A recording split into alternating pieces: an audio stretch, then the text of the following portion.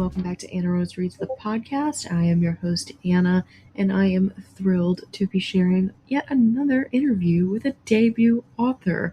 Chloe Lauter joins me to discuss The Flayed Man, which is one of my most favorite recent reads. If you know me at all, you know that I love my horror with a lot of mother-daughter trauma, some weird creature feature stuff, and it's out in the desert, which, who doesn't love an immersive setting? And we talk about all these things and then some.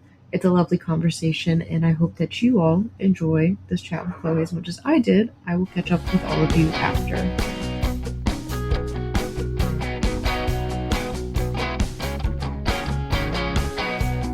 Welcome, Chloe, to Anna Rose Reads the Podcast. I am so stoked to have you on the show. How are you doing? I'm so happy to be here. This is the coolest thing ever. It has been a little over a week since The Flayed Man came out, and it has been the coolest week of my life.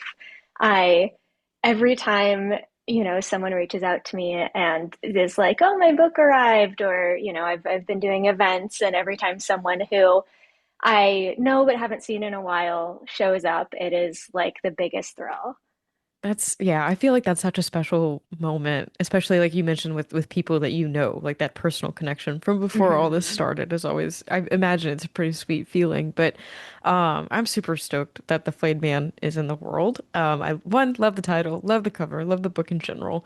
Thank you. But I kind of, I think the best place to start is just if you want to briefly introduce yourself for my listeners, and then we can start talking about the book and everything else. Absolutely. Hi, I'm Chloe. I'm the author of The Flayed Man, which is a sapphic vampire neo-noir set in Las Vegas and the Mojave Desert. And it follows a woman by the name of Ellis who is working in an ER, and she's taking care of her ailing mother and also grappling with the fact that they have this condition where they need to consume blood every day.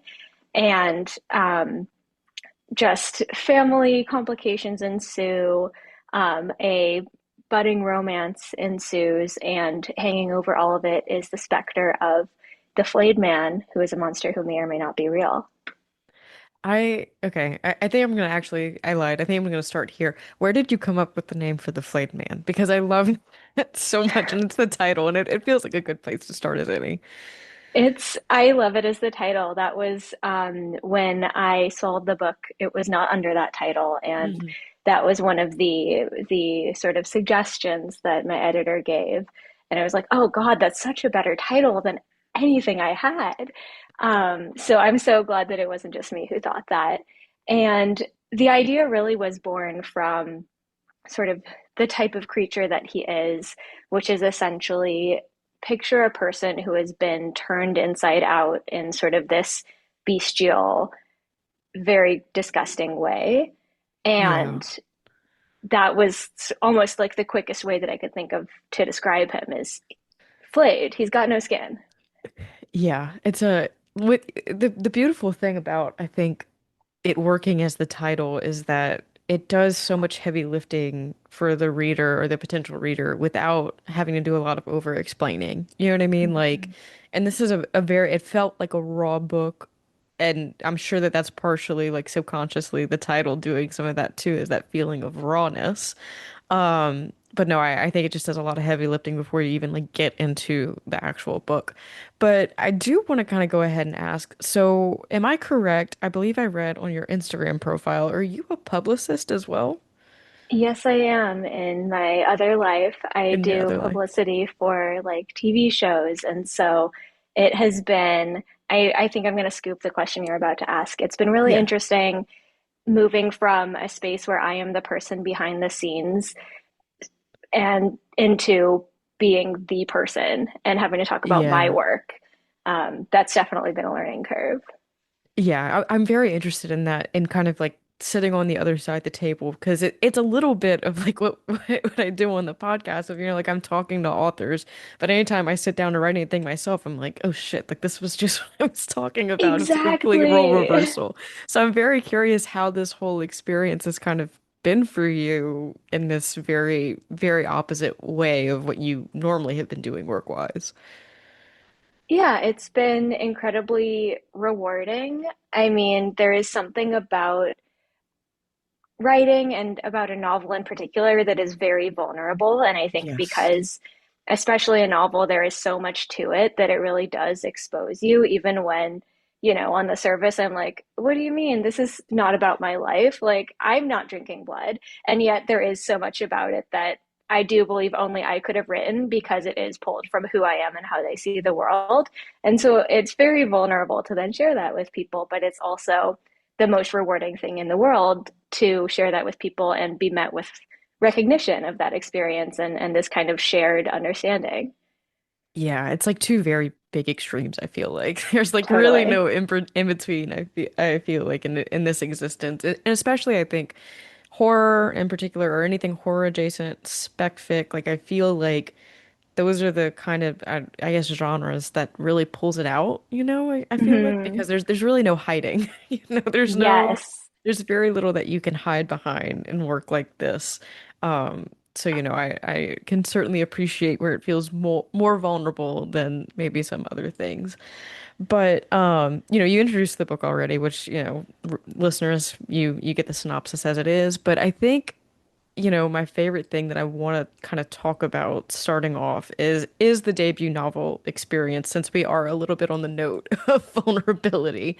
And we talked about how this is kind of a raw book, but the debut experience is something that I love to talk to authors about because it's very rare that you get the debut experience again. Like certainly authors can have Hmm. pen names and write in different genres and that kind of thing.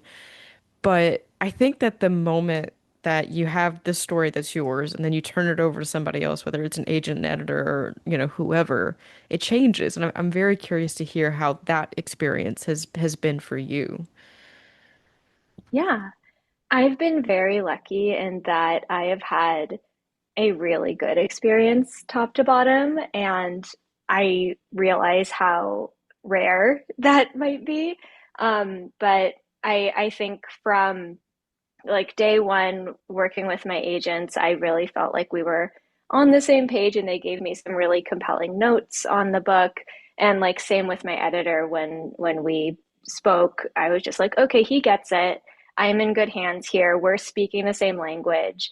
And I felt like at every step the book got better. And it by the end it was far, far better than anything that I could have done alone. And so again, like I cannot say like I cannot express enough gratitude to everyone at Soft School, my publisher, who have been very, very like kind and generous when I ask a million questions and the things that you do, because that is the strange thing about being a debut is suddenly there are a million questions Yeah. and you have to ask them because this is the everyday for everyone else and you're the new person stepping into it, and so they don't even know what answers you don't have. You have to ask the question, and that can be incredibly intimidating, and that can be sort of you it's very easy to get in your head about it, but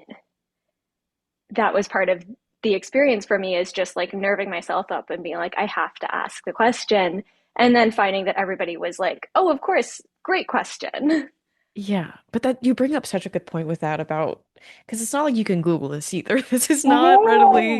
This is not readily available, information. And there is so much like insider baseball to not only publishing, but just writing in general and like the kind of editing advice that you get, like what editing language is best. And like you mentioned, being able to, I think, communicate with an editor on a level that you feel like you're speaking the same language is huge because there's nothing worse than like talking past one another in Mm-hmm. that instance or like feeling like what you're going for is not understood. Especially when you're being vulnerable. That's like it's rough. Totally. So you bring up such a good point about asking those questions and I'm so glad to hear that. I know that it's probably hard to find the nerve to ask the questions, but I'm glad that, it was a positive experience. Um, and I do want to kind of pivot a little bit more into some plot heavier questions now. So I want to ask, I think that the very best place to start with the plot is where this all began for you, kind of like where the nugget for the idea of the flayed man began. Right. There are sort of two different places, and you'll see in the end how they connect. And I think the first one was the setting, and I'm based in Southern California, but I like am out between LA and Vegas a fair amount. And some friends took me out to the Desert National Wildlife Refuge, which Yeah. is a little bit outside of Vegas, and I'm obsessed with it. It's like incredibly beautiful and incredibly, you know, specific to that. Like it's such a specific ecosystem, and it's also, if your car breaks down, you are donezo. Yeah. And that particular combination of like total danger, total out of my element, like loss of control to a certain extent, and the beauty and the otherworldliness felt really like right for the atmosphere for a horror story. And then on the flip side of that, I had also been playing around with this idea, as I was, going through my favorite vampire media, as one does, and sort of noticing how it was throughout a lot of vampire media, it's taken for granted that the vampires have this social hierarchy and they have figured out their access to blood and they are all on the same page, and their goal is like world domination or something bigger. And I started to think about how, in my experience, groups of people who, the thing in common is out of their control, the thing, or groups of people who have something in common that is out of their control, they often don't get along and they often don't have the same goals and they really can't agree. And that really got me thinking about, a take on vampires where they are really disorganized and they don't get along and think they don't have the same goals and they don't have the same vision for how they should interact with the rest of the world, and yet they're forced to rely on each other because of this shared thing that they have. And I thought that was really interesting, and it felt like the two things mesh together really well because there is this almost like life on the margins feeling Hmm. to them where it's like one foot into the world, one foot into the city, one foot into the human world, and then one foot into the desert or into this supernatural community. Yeah, that's such a great way to put it. And when I think of like Las Vegas, it's the epicenter of like civilization in the middle of nowhere, and that feels like a really Mm-hmm. strong embodiment for what you're trying to set up with these beings. And there's so much that you said that I want to touch upon, but I think that I'm going to try and go back to the beginning and work my way forward. So you brought up the setting and how you feel kind of like the desert is like such a rife place for horror because like the isolation of it, right, is inherently Mm-hmm. harrowing. There's something that, and I'm like, I live in South Louisiana. I've been to to New Mexico like once. I have not spent a lot of time in the desert, but it was absolutely fascinating to me whenever I went because it's just so different from anything that I've seen Yeah. here and like how life finds a way out there. And I feel like that's like that I feel like there's something that we don't talk about as much in horror as like the grittiness. Like it feels more Western, like a Western subgenre to kind of explore Mm-hmm. that. And I think your neo-noir angle in this book probably embodies that. But the setting just goes so far in setting a lot of the themes that you explore with this book.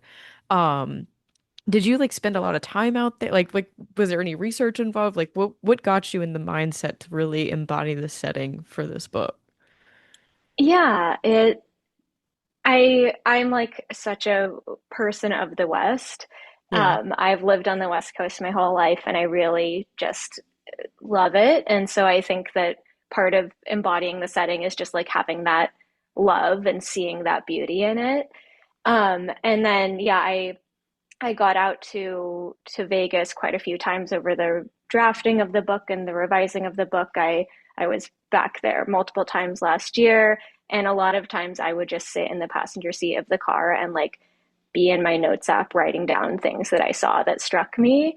And some, not all of those things made it into the book, but some of them did. And like having that practice of really paying attention to the landscape and paying attention to how I reacted to the landscape, I think Yeah. really informed a lot of that. That's such a big thing, is like how your body, and that's something that I don't think a Hmm. lot of people talk about. I've talked to a few authors about this, but how your body reacts to certain things when you experience them and how it informs like how important it may or may not be is so crucial. I feel like in drafting like an earnest novel or an earnest story that you can kind of get that really strong imagery across, or like in the sense of characterization, like you really institute deep empathy for that character whenever you're able Hmm. to do that.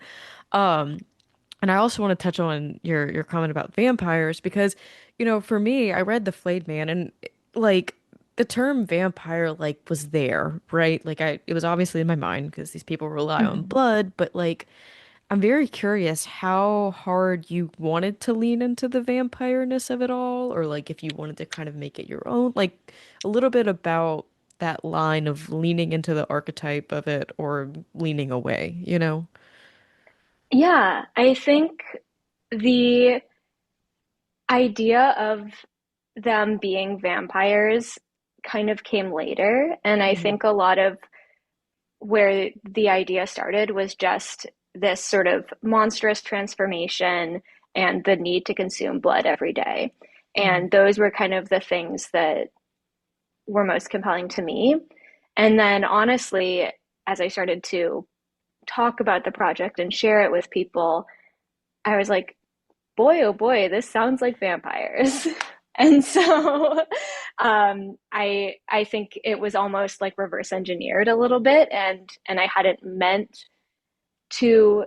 I wasn't I wasn't while I was drafting it, I wasn't trying to respond necessarily to a lot of vampire tropes or a lot of vampire lore. And but then as I sort of backed myself into this, calling it a vampire book, that then expanded the kind of ideas that I could be reacting to. And I think that it ended up making the book a lot stronger. Yeah. I think for me, I feel, and this might just be my reading experience, but like, I don't know why. When I think of the desert, I think of like coyote, like very, like a starved coyote is very much what I think about. And for Mm-hmm. me, that imagery for the flayed man like came through, but in a vampiric way. So it's like Oh my this gosh. weird, it was like a Yay. weird werewolf vampire crossover that was absolutely horrific in my mind whenever you start describing the actual flayed man. That was truly something. So it was Oh, a very cool yay. thing. I'm so happy to hear that.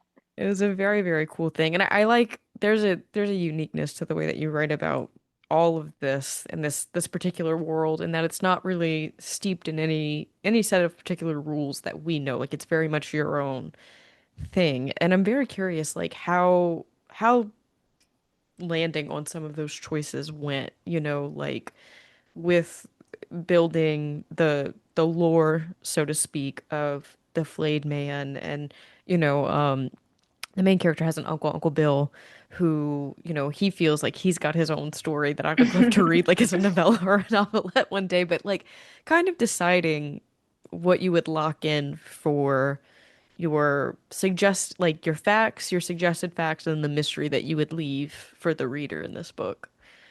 Oh, I love that question. The mystery, what remains a mystery was something that I thought about a lot, Yeah.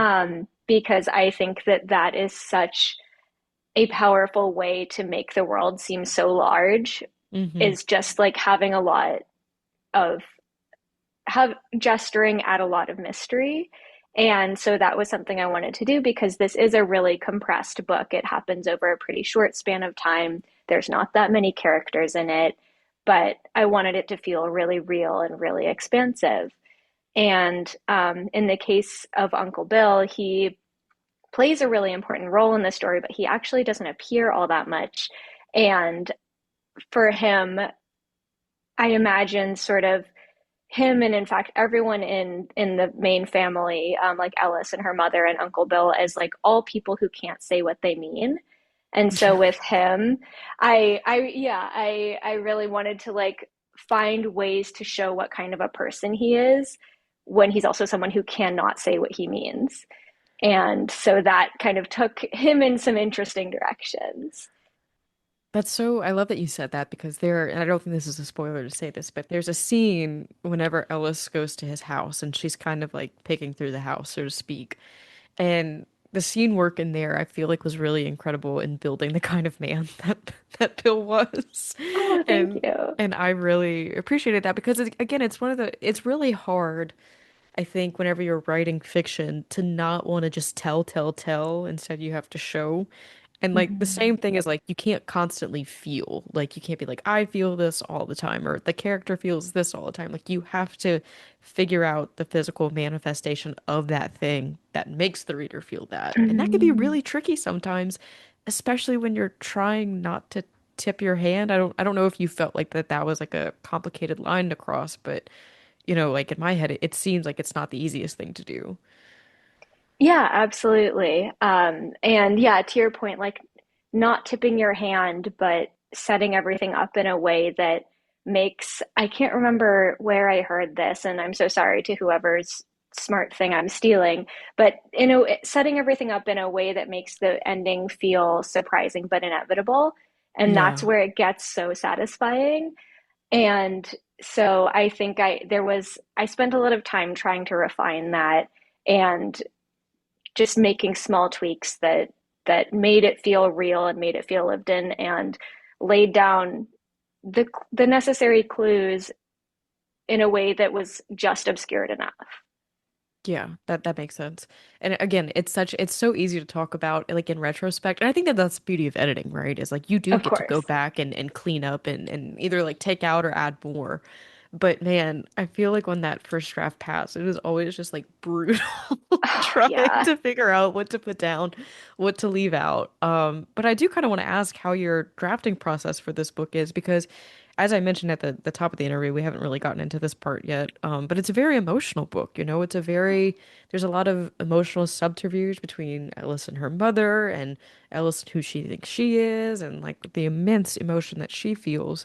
So I'm kind of curious how the drafting process went for you on this, if it was, heavy, if it was cathartic, somewhere in between. Yeah, I think I would have to say somewhere in between. I think the drafting process was there were moments that I remember sort of being really deep in a scene and then, you know, walking away and going on with my day and being like, why do I feel terrible? And and then of course the answer dawned on me. It's like, oh, because I've been just sitting in this character's head who is in such intense like desperation and misery and confusion. And I've just like been sitting in that and thinking about what it would be like for hours and hours. And of course that's going to affect me. Um, but I think a lot of it was really I'm gonna steal your word. I'm gonna say cathartic Yeah. because it is it almost feels like being able to speak about my emotional experiences in a way that I can't or I don't know how when I'm only relating it to things that are real and factual in my life. And there is something about bringing to life a completely different world and a completely different character that allows you to like send an emotional truth out in a way that you really I don't know how to do it otherwise. Maybe that's just me. No, no, but like it's so it makes so much sense. Like it feels like it makes sense and then you kind of sit with it logically and it feels a little difficult because, like we talk about how hard it is to be vulnerable with a book like this that is very emotional, but it's even more vulnerable to straight up be like, I'm having a bad time and here's why. Yeah. You know? Yeah. So it makes perfect sense to me, and that but then I think that we all still end up feeling whenever we write something that is like really emotional, like, damn, I wonder what it still puts us on edge whenever it's in other people's hands, but it's still the more Yes. roundabout way of dealing with it than just like coming out and saying it. Um, Yeah. That yeah. is, I'll add to that. That is, I think, the most stressful part is when someone texts me or messages me, like, hey, I just started the book. And I'll be sitting there being like, I wonder what you're going to think of this part, huh? Yeah, there's always like a scene I feel like that probably sticks out, and everybody's like, okay, let me know when you get to that one. Hmm. You can get on with your life after that. No, I totally get it. But the other thing too, though, that I think is a interesting parallel is, you brought up Uncle Bill and the whole family not being able to like say what they need. But then I also think writers are of the same persuasion that you find other ways to express yourself than just saying like what you need. And I kind of love that actually a lot. Yeah. Um, it's I it's a know really we're cool lucky thing. to have writing Yeah. because otherwise it'd be wild out here. Absolutely, I totally agree. Um, but yeah, no, and I think horror is one of those genres that, almost guarantees catharsis in some degree. I think sometimes it's a little varied, but whenever you're facing down the horrific, then the stakes are typically pretty high, and it's hard to avoid really high emotions in those Hmm. moments. Um, and I also kind of want to talk about Ellis in particular because she captivated me to really no end. And I think I'm an only child, so I kind of by law am still an eldest daughter of some I way. think so. I think it counts. Yeah, and there's like a real only child, eldest daughter, I have to be responsible mentality to Ellis. Hmm. Um, that she has to take care of her mom who is not doing so well, and there's a lot of complications that come with that. And she feels a lot of different ways about it. How I feel like there's so many different ways that a woman in particular can feel about that kind of situation. How did you kind of land on Ellis and who she was in the face of so much? If that's a really big question, so like feel free to answer that however you need to, but Yeah. Well, I'm gonna give you a big answer potentially. perfect. Perfect. A lot of my perspective on that relationship in particular was informed by this book that I love that is not a horror book. Well, it depends on it's not shelved in horror. I think it's horrifying, but it's called Black Flies by Shannon Burke, and it's about EMTs in the 90s, I believe, in Harlem. And it's really about sort of how the daily grind of witnessing other people's traumas destroys a person psychologically and makes just completely warps the way that they relate to other people and they relate to their own experiences and emotions. And that was something that I wanted to, I guess, bring to Ellis's relationship with her mom and with the world around her, where she has been in this sort of grueling caregiver situation and in this grueling relationship with her mother, who is very needy and very withholding. And they have this really enmeshed relationship. And she's been in it so long that it has warped the way that she sees every relationship and the way that she like understands what it means to love somebody. And she has this really transactional almost outlook on um, emotional exchange and on relationships and on love because of the way that her mother has always related to her in terms of debt and in terms of I have taken care of you, you owe me. And um, I thought that sort of this inflection point where um, now she is the one taking care of her mother offered a really interesting way to like subvert that feeling. And also it kind of pushes that it pushes the way that they have related to each other to its breaking point. Um, and on top of that, Alice knows that she is going to have to do something awful and heartbreaking to and for her mom at some point, and she's putting it off, and she is struggling with the idea of permanent loss, but she's also struggling with the day to day dealing with this person in her life. And I think she's in a place where she doesn't really know what the answer is. Yeah, no, there's so much I could talk about from what you just said. And I'm about to say something that my listeners are gonna be like, "Oh my God, here she goes again." But I mean, I can't help myself. I went to Catholic school for forever. I'm no longer Catholic, but Catholic guilt kind of like came to my mind when I read when I was in Ellis's head, like there's a certain thing about debt and what is owed that's a big, cornerstone of this novel and how she understands love as like again, like you said, transactional. It's a give and a take and Hmm. how much more is owed to someone for X, Y, and Z reason, right? And if we strip away all of the horror, like the really like horrific elements of this novel, like the otherworldly stuff I mean by that, Hmm. you write some scenes between Ellis and her mom, kind of like these flashbacks of like there was a sticky note that her mother wrote with like how much, I believe how much like money Hmm. her mom was spending on her and all this stuff. And it was a formative memory for Ellis in understanding how much a human connection is worth. And that was Hmm. like really, really like that just hit home for me. Like that was staggering. And like, I kind of want to ask how you landed on that scene in particular because it's such a concrete thing that gives shape to feelings that are often very hard to describe or to be like, this is why I feel indebted to this person, or this is why I feel obligated to do X, Y, and Z for a person. Yeah.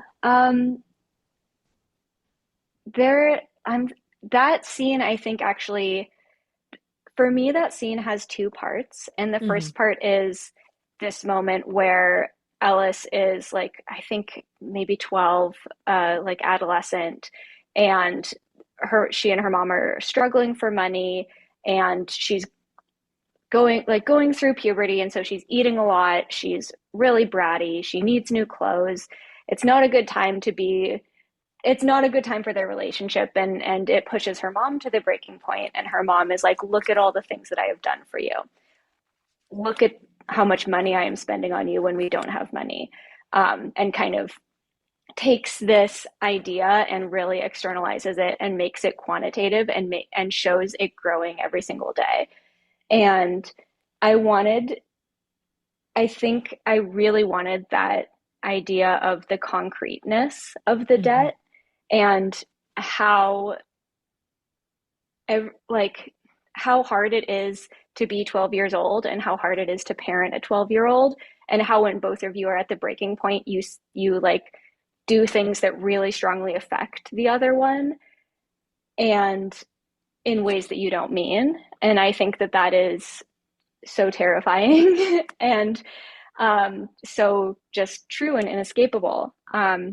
And then the second part of that scene is Ellis, sort of around the same age, is having trouble in school, and she's being bullied, and she sort of hears through the door her mother basically like going to bat for her and being like, um, I was about to swear, and I was like, oh, I don't know if you're allowed to swear on Oh this. my God. No, let it Okay. rip. Oh my God. Yeah, her mother like being like, fuck all of you. You don't love your kids like I love my kid. You don't know I would give anything for her. And sort of Ellis almost conflating those two things of like, she would give anything for me because she is spending all of this money that we don't have on my survival. And that to me, I think complicated it in a way that felt like rich enough to make it this lifelong dynamic between them. Yeah, I mean, and like nothing sticks more than when you're 12 and something like that Yeah, happens. Like you don't forget that exactly. shit. You don't forget that shit. Like, and as we were talking about it and kind of as I had brought it up, it made me think about how at the beginning of the novel, because Ellis's mother is sick, Ellis takes to writing instructions and like everything on post-it notes, and it's a very kind of heartbreaking parallel to know the two, in her past how it was used as destruction. Now she's trying to like use the post-it notes to help her mom. It's a whole nother layer to that scene that I hadn't considered before now, but That's I wish I want to lie to you and say that was intentional. It wasn't, but that's so smart. no, but I think like that kind of shorthand though of like how do we were talking about, externally communicating with an editor about a book, but like even in the world, how your characters communicate with one another. Like I think that sometimes there's a consistency to that isn't necessarily spelled out, and that just like there's a shorthand to that that's really masterful. And that certainly exists between Ellis and her mom, and it's a again, you could take away a lot of the bigger otherworldly elements of this book and I think still have a horror novel on your hands because there's a lot of humanity of being a caretaker for somebody who is ill that is difficult and then kind of where you are to be found in the middle of all that if there even is a you to be Hmm. found. And I felt like Ellis was really dealing with that a lot. And one of the things that Ellis does, one of her reactions, is like she gets pretty destructive in terms of like she kind of directs it inwards. Hmm. And I feel like the horror genre is it's so good about exploring these things in a way that makes sense, even though we don't experience these supernatural Totally. things. And you have some really excellent imagery kind of for how Ellis deals with this need to destroy. And I just kind of wanted to give you the space about how it felt to write that and like how to explore that side of Ellis, that destructiveness or that anger or where all of that goes in a situation like this. Yeah, I think that for me was, in a lot of ways, that was the heart of the character, is someone who has this innate this innate anger and this innate drive toward punishment and destruction, as you said. And she sees it as such a shameful thing and as something that can only be safely turned on herself. And so much of what her journey is over the course of the book is realizing that actually this is power and actually, you know, understand, like embracing everything about herself, all of the things that she is afraid of and is ashamed of. That's the only way that she can persist. And that's the only way that she can change and grow into someone new in the way that she needs to. And so that was yeah, that was like really, really important to me. And I'm really glad that it's resonating. Yeah, it's one of those things that you talk about shame with all of this, and I think that that's like a huge shame and horror is really interesting. And normally sometimes it's kind of like tied up with religious horror, but I think even within the family dynamic of like, she doesn't feel like a good daughter almost Mm-hmm. fundamentally, even though she's overextending herself. And like there are these bigger scenes where she wants to punish herself, but I mean, and this is not a spoiler to say it, but she works in it. She's somebody who needs blood to survive every day and she works in a hospital. She works in an Mm-hmm. emergency Mm-hmm. department. And that's such a fundamental like plot choice and characterization that you institute right off the bat to kind of put you like, oh, this girl's putting herself through hell on purpose. Right. Um, and that like that choice felt really, really big. Did you always kind of have the shape of Ellison who she was, or was she ever anybody else? Was she ever not working in an ER? Was there any other variation of her? That's such an interesting question because I think that exactly what you just said was like where her character began. And Yeah. one of the first scenes that I wrote, actually, that I think in the end ended up about in the middle of the book, is when she has a really tough encounter with her mom and Yeah. goes into the shower and is basically like, I'm trying to think of like how do I say this in a non-spoiler way, but she goes like, yeah, she has a difficult encounter with her mom and goes into the bathroom and basically like lets lets her curse take her over in a way that is incredibly painful. Hmm. Um, and that was like one of the first things that I wrote, and one of the few things that really like persisted through the entire revision process, and I think was like in many ways my North Star for how I wanted her to see the world and how I wanted her to like experience physicality as well. Yeah, that makes a lot of sense. And I mean, it makes sense too that you kind of set up this like her working in the ER and everything else whenever you made that book recommendation, Black Class, which I want to read, by the way. Mm-hmm. It's It so makes good. It's really, really good.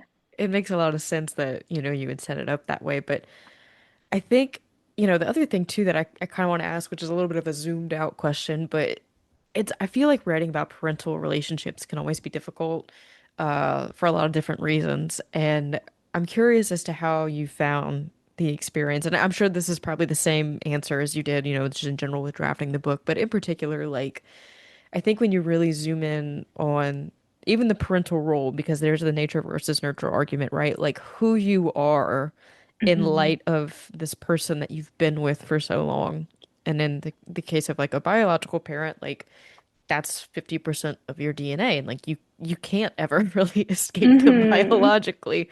So what I guess I just want to kind of give you the space to talk about writing about parental anxieties, fears, issues, and all these things through this lens. Yeah. Um, First off, I think I have to make the disclaimer that I actually have a great relationship with my mother. I love her very much. Hi, Mom. Um, but I think that the parent, to your point, a parent-child relationship is almost the most dramatic version of any kind of close relationship where you are so tangled up in each other that you are affecting how the other person sees the world. And I think that a parent child relationship is especially compelling because of how it changes over time and um, how different your experience of each other is. You know, the way that I experienced my parents when I was 12 years old is so different than the way that they experienced me, and what they remember of me is not what I remember of me, and vice versa. And you know, similarly, now that I'm older, it in so many ways it feels like our dynamic has shifted so dramatically, and yet so many things have not shifted and will never shift. And I think that there is something really like difficult to work with or there's something really like meaningful to work through and also difficult to work through in like determining what you want that relationship to look like, especially when the outside world is putting so many expectations on what that relationship should look like. Absolutely. There's so much that you said that I agree with and I think is Sorry, so that was so long. no, no, it's so like it really it's what I feel is so interesting about writing about the parental relationship. And like it's so funny that you put the disclaimer at the beginning because it's very I think I've gotten in the habit of like I never assume that anybody who's writing about anything is writing about that specific thing. Um, but it's such a vulnerable place to write about a parent anyway. Like Mm-hmm. you can say it till you're blue in the face. It's not about this, and this. But I think that for some reason there's always the assumption that it is. So it's a really strange thing how you might read, or at least in my experience, like I read like a certain kind of book where there's a romantic partner, and I don't think of my husband. You know what I mean? Like, but for Mm-hmm. some reason with parents, you automatically fill in that blank, and that I think speaks to the power of parents, like how permanent they are. No matter Yeah. what. So it's really funny that you threw in the disclaimer because I feel even doing that like is super fascinating to me. But yeah, I love the the complexity of, you will never experience you at that age, like you said, Mm-hmm. the way that they did, and vice versa. There's something so poignant about that I feel like anybody could write about that forever, man. Like I just think that it's one of those Yeah. things. There's so many different scenarios where you could just hold a light to so many different things. And that's really why I love this book is because you kind of hold up it's like twisting this object, this really warped object in a different light with every different kind of iteration of a struggle that Ellis has. Like she thinks she knows who her Uncle Bill is, and then maybe she doesn't, and then she thinks she knows who Mm-hmm. her mom is, and then maybe she doesn't. Mm-hmm. So I found all of that incredibly interesting. But there is another character that I kind of do want to turn my attention to before we start to wrap up because it is getting a little close to the top of the hour, and that is Veer, who is this EMT character who super strong personality, and kind of befriends or more a little something with Ellis. I just kind of I want to hear you talk about her, but like she represents a lot of vulnerability for Ellis, I feel like. And Mm-hmm. I think that understanding where Ellis is at versus where she ends up, through Veer's, company or lack thereof and, everything else is really, really important. So I just kind of want to hear you talk about her. Think the way that I thought about Vera and Alice was creating these two characters who are seem could not be more different on the surface. You know, Alice is someone who is very kind of reserved and secretive and second guesses herself. And Vera is someone who is very big personality, as you said, like emotionally reactive, like impulsive, um, and, you know, says exactly what she's thinking for better or for worse. And um, so taking these two characters who seem very, very different and then discovering that, like, at their core, they're reacting to the same things. You know, they've had these almost like mirroring family traumas that have shaped them, but it's shaped them in extremely different ways. And I love the idea of two characters who are drawn to each other and can't totally understand why, because it's like, you really? But as they get to know each other better, then it sort of peels back the layers, and there is this opportunity for vulnerability and recognition, and kind of they're able to become almost portals for each other to, like, become something new through their shared recognition of what the other one has been through. I love that so much. The portals comment. That is so cool. I'm such a fan of that. Oh, thank you. And I do think it's true though, until you encounter somebody who is very opposite of you, in the way that Vera is external and Ellis is internal.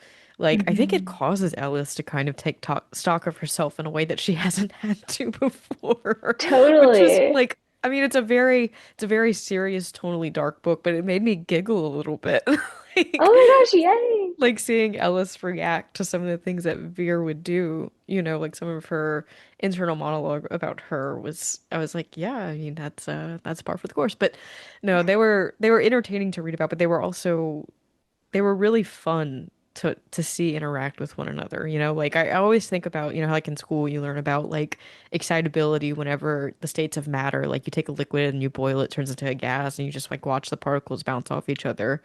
Watching these two bounce off of each other was really captivating for me. That was something that I was really invested in. So that was a great time.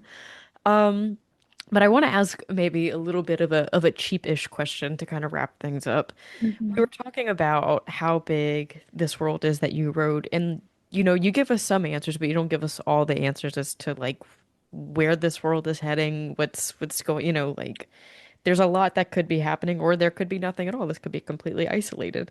Are you ever tempted to kind of like return to this world or this universe and kind of set other stories here? Not necessarily like a sequel for Ellis, but like kind of explore this lore more, in another variation, another book, another novel, whatever. That is such a fun question. And I'm going to be so real with you. It is not one that I had thought about until a couple of days ago, when someone asked it to me for the first time, because my default assumption was like, nobody's having as much fun in this world as I am. But I think I feel really happy with where Ellis and Veer and this story ended, but I would love to revisit it in other ways. I think to your point, like short stories about other characters, or there's a lot to unpack with Uncle Bill in particular, and another character that they encounter up in northern Nevada. And That's what I I was thinking I of. think it would be, yeah, I think it would be really, really fun. So maybe someday. Yeah, yeah. With horror, I've talked to a few other authors and people in horror about this. Like sequels are always very hard because maintaining stakes and tension repeatedly for like the same set of characters again and again, like you can only put the characters through the ringer so many times before people stop Hmm. buying into it. Like that's when you Hmm. start sending Jason to space, and then audiences are like, I don't know if I'm on board with that. Yeah. Um, so I think that the fun thing to do with horror and sci-fi to a degree too, or even kind of other speculative fiction themes is to build a universe that's rich and then kind of play in it without, you don't Hmm. necessarily get the redundancy of putting a character through something untoward again and again and again. That's kind of like the hack I feel like you get to have your cake and eat it too, so to speak. But Totally. No, I totally get the allure because I love the world that you've built, and I love Ellis's story. I think it's complicated and messy and beautiful, and I'm so glad that this novel exists. And I'm so thrilled that you've had a delightful publishing experience as well. But I want to ask too, what does the rest of your year look like? Are you doing any other events? Is there anything else that we can promote for you? Just anything like that? Yeah, I have a couple more events coming up in the first few weeks of August, and um, I'm out and about. So if you look at my social media, you will probably see where I'm out and about. And I think there's some other fun secret things coming up. So again, when it's not a secret, I will be yapping about it constantly, and you will probably be annoyed, but you will know. No, no, no. I think I love publishing. I know it's so hard to kind of keep news under wraps, so I'm always overjoyed when an author gets to share whatever it is, it related to their stuff that they can't talk about yet. But I'll definitely drop all your social media links in the show notes to this episode so way people can keep up with you that way. And this might answer this next question, and I definitely don't want to get you in trouble, but are you working on anything currently that you can talk about? Um, no. No problem. I had to think about it, but it's no, it's either like things that I can't talk about or things that are too early that I fear that they will change dramatically before they Very see the light of fair. day. So fair, so fair. I totally get it. I always like to ask if in the event that it's like something that you can like tease for your audience, but like also at the same time, I know it's a slippery slope, so I totally get it. I know But I don't trust myself. I'm not good at being oblique. So I'd be like, oh, it's a hint, and then it's like the most obvious world, and I get in trouble. oh no, I totally get it. But thank you so much, Chloe. This has been such a delightful conversation, and I'm just so thankful for authors like you who are willing to kind of talk and be open. Even though we said at the beginning it's not easy to talk about all of these things, that's exactly what we're doing. So thank you so very much for coming on the show to talk about The Flayed Man. I'm so thrilled that it's on shelves. Yeah, and just thank you so very much. Thank you for having me. This was such an incredible conversation, and I just could talk with you for 3 more hours. So thank you. Thank you so much. And one last time for my listeners, it's The Flayed Man. It is on shelves already, and it is out from your publisher is before I blank on it. I put it in my I was outline gonna say too. Soft Soft Skull Skull Press. Okay. Press. Yes. Thank I you so got much you. again, Chloe. Yes, I appreciate Yeah. it. Thank you.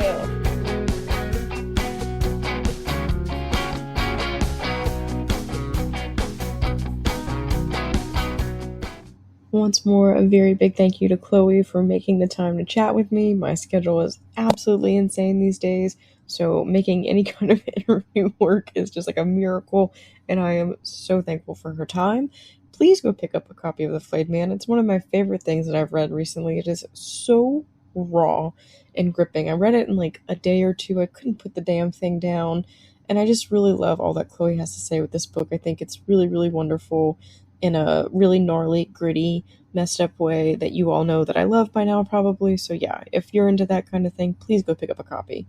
I'm going to bring up a frequent topic now. We're in week 3 of our Darker Times subscriber drive. And that means that we have some more wonderful pieces slated for you this week.